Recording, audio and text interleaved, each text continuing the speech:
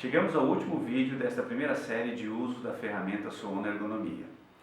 Nos dois vídeos anteriores, a gente viu primeiramente o uso do usuário gestor, que distribui as avaliações para os usuários respondentes, os usuários avaliados, onde tem algumas configurações que são necessárias, a importação que pode ser feita e tudo mais. E vimos depois, no vídeo anterior, o uso da ferramenta através do usuário avaliado, usuário respondente, onde a gente viu também algumas questões, né? O uso do help e tudo mais. No vídeo de hoje nós vamos ver o resultado dessas avaliações, o que o usuário gestor então ele tem acesso em termos de relatórios, relatórios individuais, detalhados, é isso que nós vamos ver agora. Primeiramente, ao acessar o sistema Soona Ergonomia, aparece aqui o nome da empresa, como já demonstrado em outro vídeo do usuário gestor. Essa aqui é a visão do usuário gestor. Vamos falar agora então dos relatórios individuais e gerenciais que aparecem aqui, né, os resultados do uso dessa ferramenta. Vamos olhar os individuais primeiro.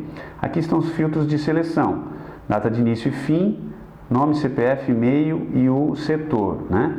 Há necessidade de pelo menos uma data de início ou data de fim.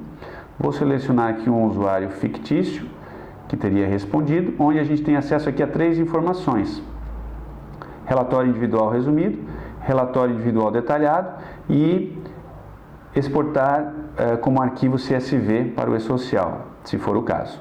Vamos dar uma olhada aqui no relatório individual resumido. Aqui a gente tem acesso então ao relatório. Aqui apresenta que são os riscos por inadequações ergonômicas, né, e que é uma tendência, certo? E aqui estão os grupos de riscos deste relatório, né, definidos então pelo e-social. Grupos de risco biomecânico dentro do ergonômico, estão aqui os fatores de risco, e aqui estão a identificação e a quantificação, onde aqui identificou o trabalho com teclado, neste exemplo hipotético, como já atingindo o nível de ação, né, para este método, certo? Aqui no mobiliário e equipamentos, já praticamente todos, passaram do nível de ação e chegaram inclusive a ser considerado como risco evidente, estando aqui com a cor vermelha. E assim por diante, risco ergonômico dentro dos organizacionais, estão aqui também os ambientais, né, os fatores de risco, e aqui os psicossociais ou cognitivos, certo? Aqui estão vários atingindo também nesse exemplo o nível de ação. A escala aqui muda um pouco para esses 3 grupos de riscos ergonômicos: organizacionais, ambientais, psicossociais e cognitivos.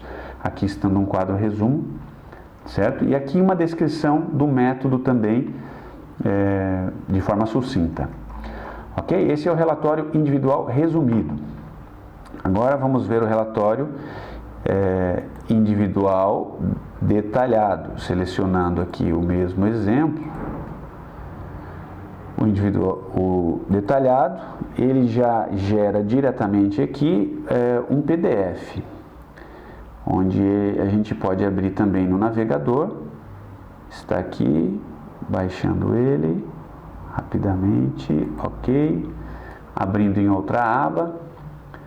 Está aqui o relatório individual, então aqui detalhado, ó. Então para os riscos ergonômicos biomecânicos, ó, postura geral, postura sentada, quais foram os riscos, a postura em pé ou ortostática e assim por diante. E também os gráficos aqui, né, mostrando na figura do corpo humano, onde é que foram encontrados alguns riscos, nesse caso aqui todos considerados normais.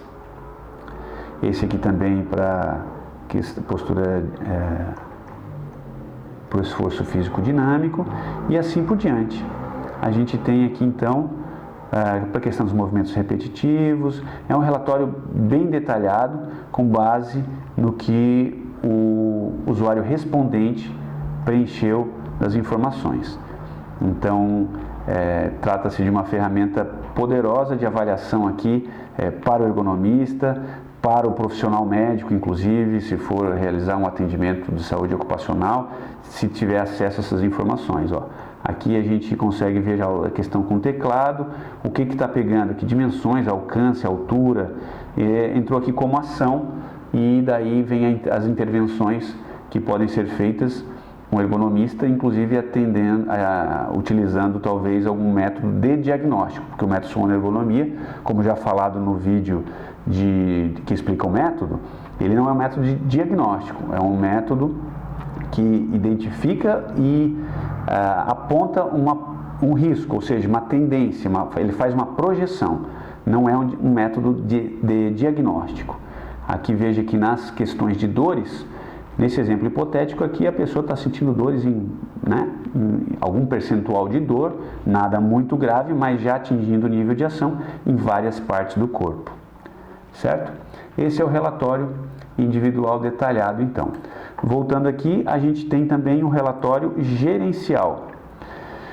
O relatório gerencial pode ser feito aqui, um filtro por setor, pode ser ordenado em ordem decrescente, por exemplo, e ele vai apresentar uma média. Eu vou pegar aqui, para a gente não pegar apenas um caso e ele apresentar a média, vou pegar de vários, na verdade, não precisava tanto aqui, vou pegar aqui, desde março para cá, vai apresentar alguns dados, ó. Nessas médias, o que a gente tem? 3 fatores de riscos, em termos de média, ficaram com um risco considerado evidente, que merece maior atenção.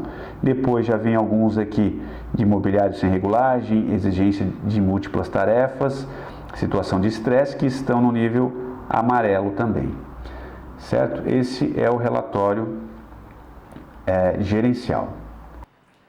Então é isso, pessoal, ficamos por aqui. Espero que vocês tenham gostado. Se por acaso vocês não viram os vídeos anteriores, tem um link aqui embaixo.